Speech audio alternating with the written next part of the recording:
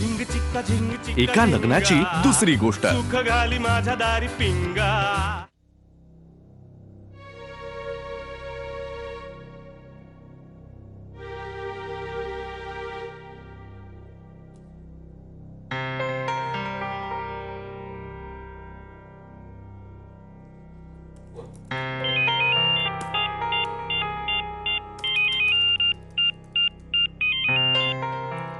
हा पप्पा बोला. जावई बापू, मला जरा बोलायचंय तुमच्याशी. कशाविषयी ते तुम्हाला राधाने सांगितलं असेलच. हा हो पप्पा, राधा बोलले मला. तरी तुम्हाला वाटलं नाही की एकदा येऊन माझ्याशी बोलावं? बरं, घरच्यांना काय सांगितलंय तुम्ही? हो नाही म्हणजे स्पेसिफिकली या जॉब बद्दल नाही सांगितलंय पप्पा, पण त्यांना जनरली अंदाज आहेच. I mean. अच्छा, म्हणजे घरच्यांनाही अंधारातच ठेवलंय अजून. अरे घनश्याम बेटा, असं काय काय सोनं लागलंय ते अमेरिकेला? सांग ना मला, तिथे जाणं खरंच गरजेचं आहे का?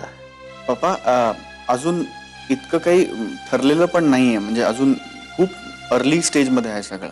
मग नकाच ना ठरवूच नका. अरे तिथलीच माणसं परत यायचा विचार करतायत बेटा. मला सांग, इथं भारतामध्ये काय कमी सॉफ्टवेअर ओपनिंग आहेत का रे? मी जरी कन्सल्टन्सी कमी केली असली तरी अजून खूप ओळखी आहेत माझ्या. हवं तर शब्द टाकू शकतो मी.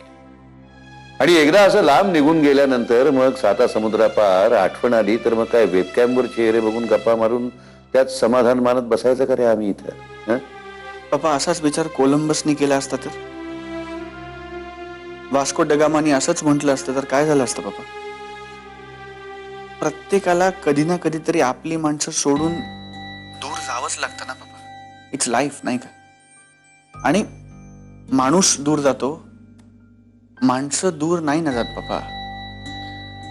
वाक्चातुर्यामध्ये काही मी तुमच्याशी बरोबरी करू शकणार नाही. फक्त मला एकच गोष्ट कळते, आपल्यासाठी आपली माणसं आणि आपली माती ही सगळ्यात महत्वाची. कसं आहे बघा जावई बापू, काही वर्षांपूर्वी मलाही परदेशामध्ये नोकरीची संधी आली होती. त्यावेळी राधा लहान होती, राधाची आई नव्हती. त्यामुळे मलाही जायचं तिथे तर तिला घेऊन जावं लागलं असतं. पण मग अगदी नव्या वातावरणामध्ये, नव्या मातीमध्ये, नव्या संस्कृतीमध्ये तिला घेऊन जायचं म्हणजे बघ ना, की आपल्या मातीमध्ये मूळ धरू लागलेलं रोपटं उपटायचं आणि अगदी नव्या वातावरणामध्ये ते नेऊन लावायचं. कदाचित त्या नव्या वातावरणामध्ये ते रोपटं कोमेजूनही गेलं असतं. आणि त्या बदल्यात काय मिळालं असतं मला? काही जास्त हजार आणि थोडंफार नाव. पण आज मला माझ्या मुलीकडे बघून, राधाकडे बघून जे समाधान मिळालंय ना, मिळतंय ना, ते कधीही तिथे मिळालं नसतं. बघ पप्पा, मला काय वाटतं, असं फोनवर नको बोलायला. मी घरी येतो तुम्हाला भेटायला. आपण बसून सविस्तर बोलू एकमेकांशी याबद्दल. नक्की ये, जरूर ये, केव्हाही ये. फक्त एक विनंती आहे, ठरवून येऊ नको. ठरवू नको की काय वाटेल ते झालं तरी माझा निर्णय मी बदलणार नाही. खुल्या दिला नाहीये. कसं आहे बेटा, तुम्ही जर सगळे तिकडे गेलात ना, तर मग माझं फार कठीण आहे रे. चल ठेवतो. हो.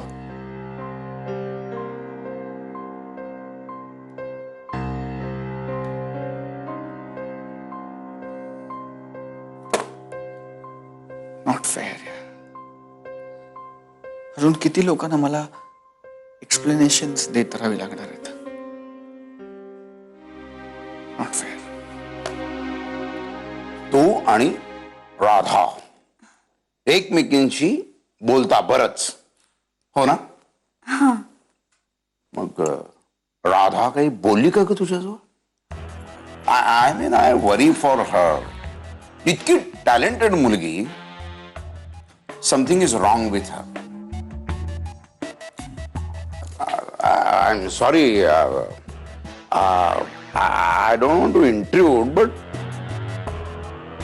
मला काळजी वाटली ना म्हणून मी विचारलं.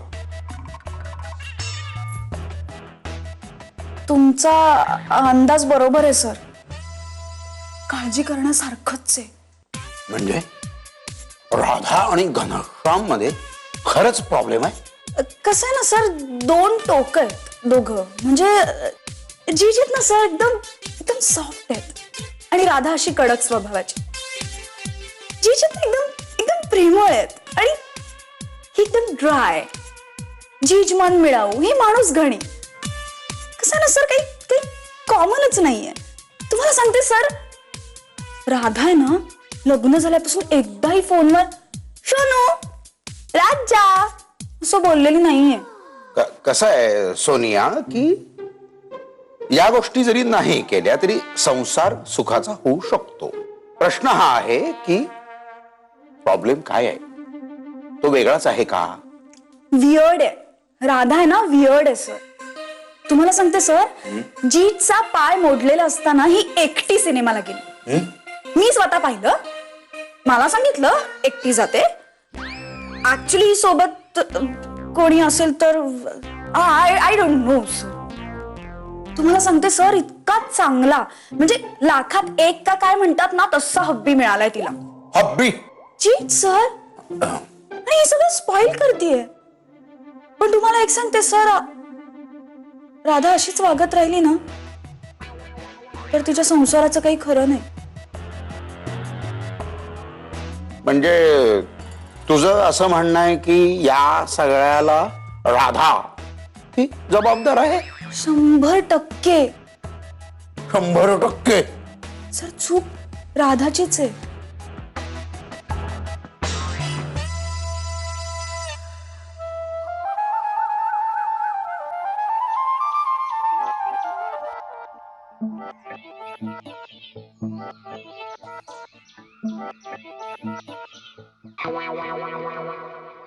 कोण पाहिजे? काय? अरे मानव वा, अरे काय टेलिपथी आहे हा? म्हणजे इकडे नवरा बायकोचं भांडण झालं आणि लगेच आलाच राधाचा भाऊ कान पिळायला. भांडण कोणाचं? घनश्याम आणि राधाचं भांडण? अरे तू जितका गंभीर चेहरा केलास तितकं काहीही गंभीर झालेलं नाहीये. नाही, माझी वृत्तीच गंभीर आहे, त्याला मी काय करू? मी प्रत्येक गोष्ट सिरियसली घेतो, त्यामुळे मला प्रसंगातलं गांभीर्यही कळतं. आणि जे लोकांच्या नजरेस पडत नाही ना ते माझ्या काकदृष्टीला दिसतं. असो, नक्की काय झालं? कसलं ते भांडण? हा अरे सृष्टीचा नियम आहे रे तो. म्हणजे नवरा बायकोंच्यात भांडण व्हायलाच हवं. अगदी थुकरट कारणावरनं झालंय. म्हणजे असं समज की संसाराच्या कोऱ्या पाटीवर असे रंगांचे फटकारे वगैरे. नक्की फटकारेच की ओरखडेही उमटले? काय शब्द छले. पण आज तुझा मूड बघून असं वाटतंय की तू आज घनाची शाळाच घेणार आहेस. पण घे घे घे.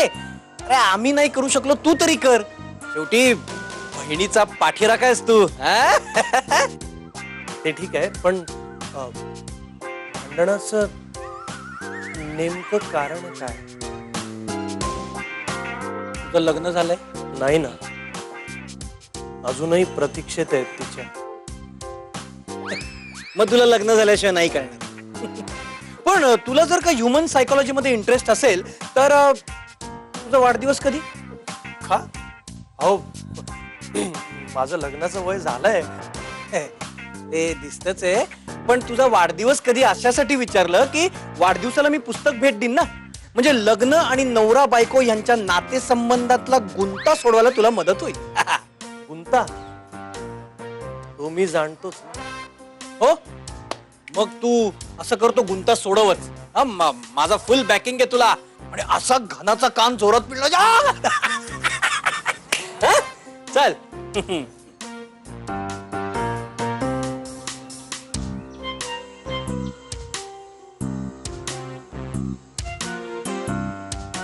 घनश्याम आणि राधाचं भांडण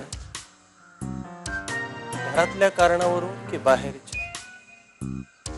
डोंट वरी राधा, मैं हूं ना. माई, घना आहे ना घना, तो जाम ओरडला राधाच्या अंगावर. तो म्हणाला खबरदार यापुढे माझ्या कपड्यांना हात लावलास तर.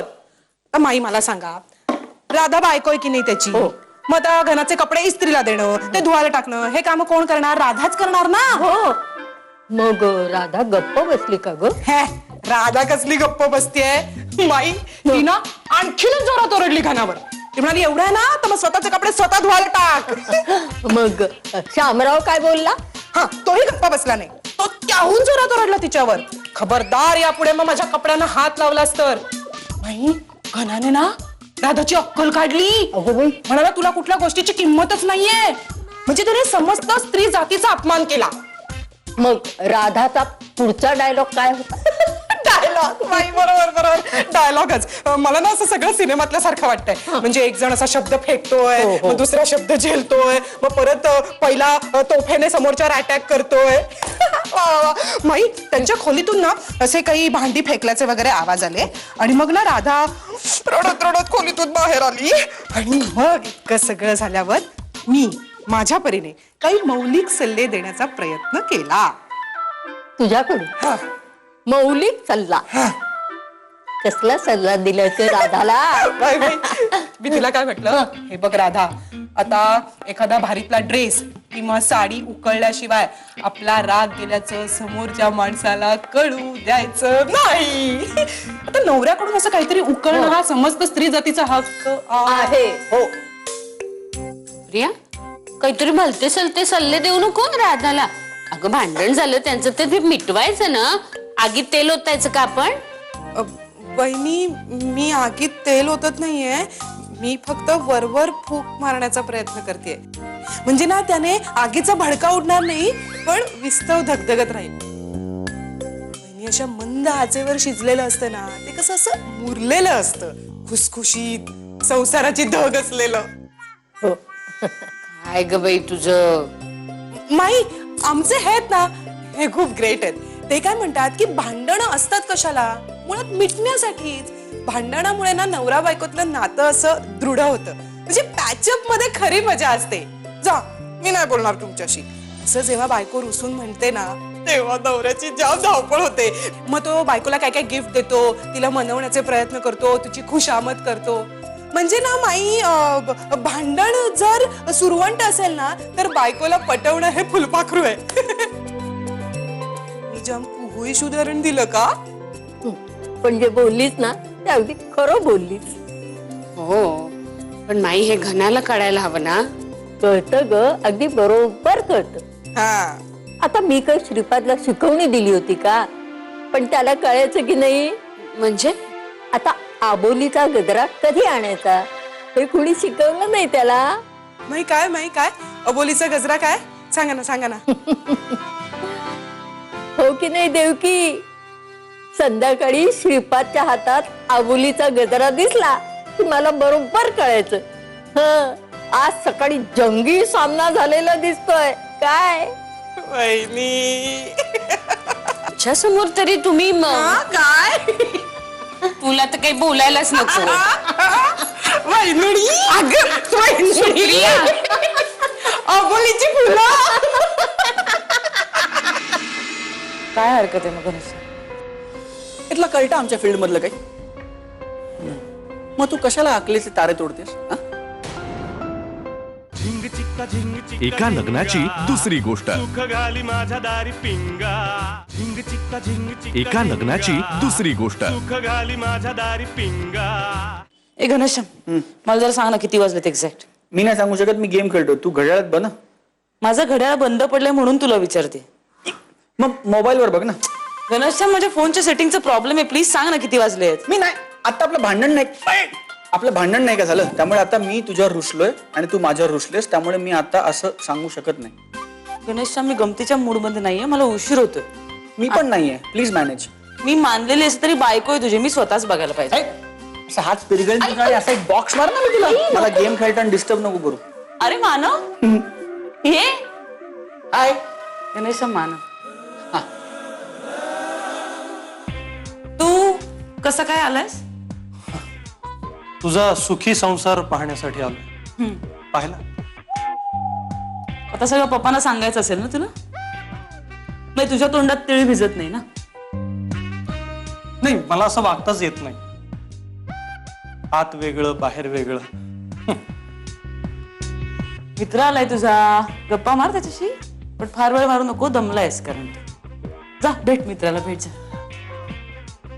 ए मानव, इकडे.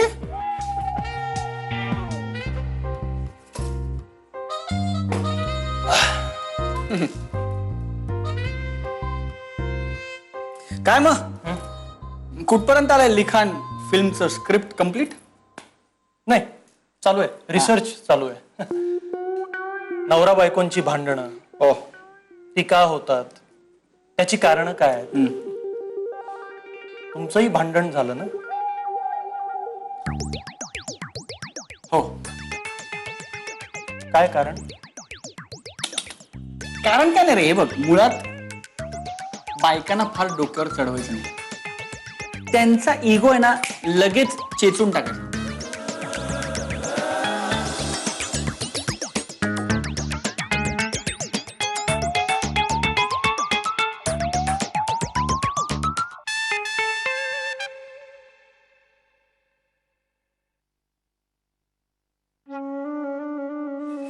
ते फक्त यंत्र आहे राधा.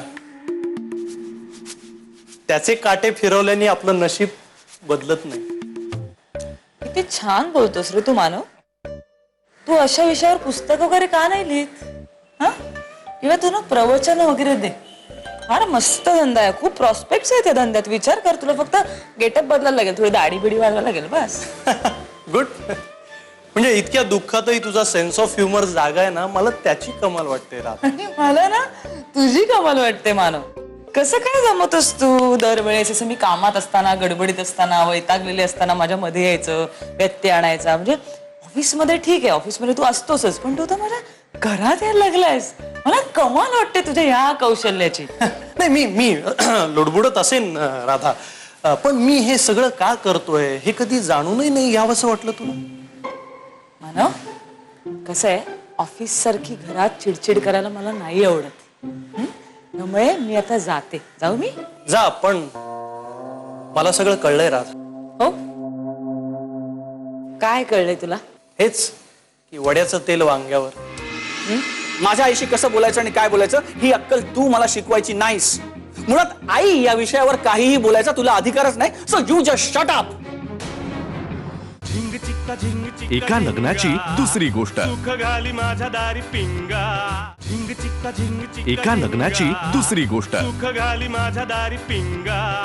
घनाचा राग तू माझ्यावर काढतीयस, पण हरकत नाही, मी तुझा बाउन्सिंग बोर्ड बनायला तयार आहे राधा. ए मानव, नको नको रे मला बोर करू, प्लीज प्लीज नको. मी जाते आता, प्लीज. तू हे सगळं विषय टाळण्यासाठी बोलतीयस राधा, पण तुझ्या डोळ्यात न आलेले अश्रूही मला दिसतात. हो, कमाल आहे. माझ्या डोळ्यात जे अश्रू आले नाहीये ते तुला दिसत आहेत. घड्याळात काटे आहेत ते चालत नाहीत. बदलायला लागेल. मला घड्याळ बदलायला लागणार आहे. घड्याळ नाही, गणेशा, मी निघाले ऑफिसला.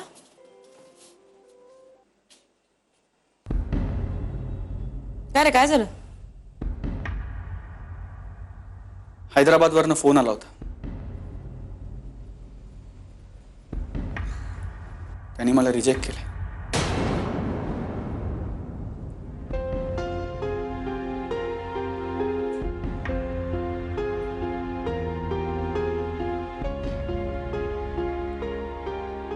सॉरी यार. काही कारण सांगितलं का त्यांनी? त्यांनी नाही सांगितलं हे पुरेसं नाही का? नाही, no, we are sorry, we can't do this, याचा अर्थ कळत नाही का आपल्याला?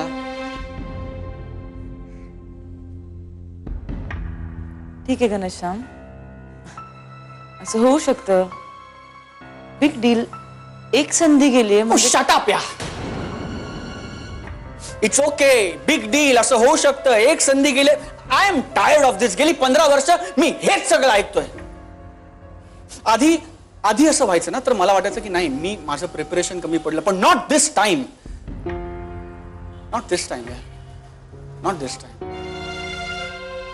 आणि ते कंपनीवाले मला सांगतायत की नाही, युअर क्वालिफिकेशन इज एक्सलंट, तुम्ही आम्हाला प्लीज जॉईन करा, फक्त तुम्ही आमच्या इंडियन सबसिडरीला जॉईन करा, आम्ही तुम्हाला अमेरिकेला पाठवू शकत नाही.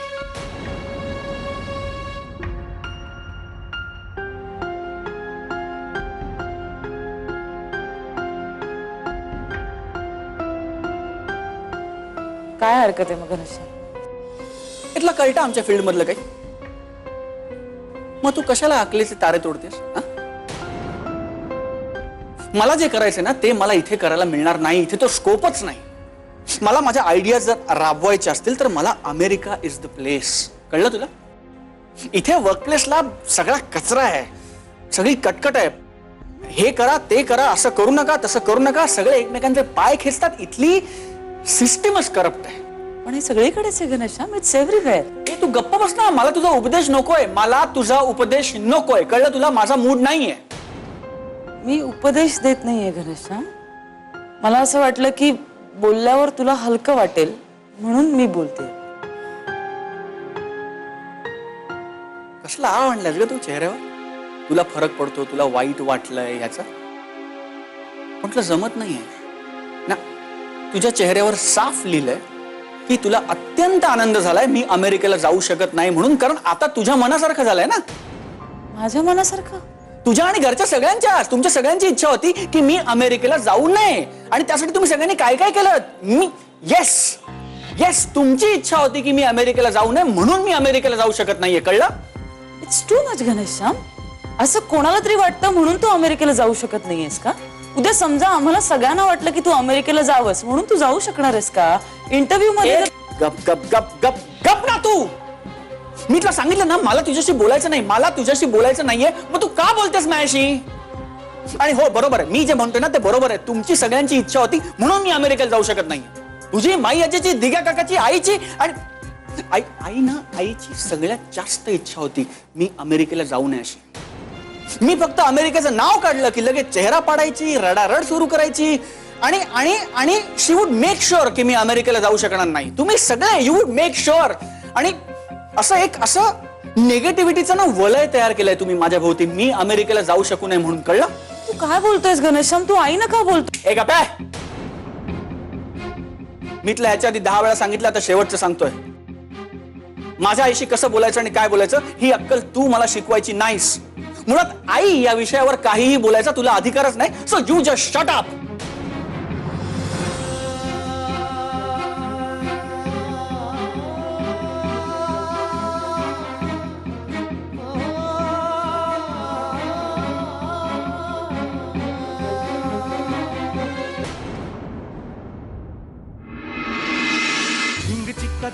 एका लग्नाची दुसरी गोष्ट. सुख घाली माझ्या दारी पिंगा.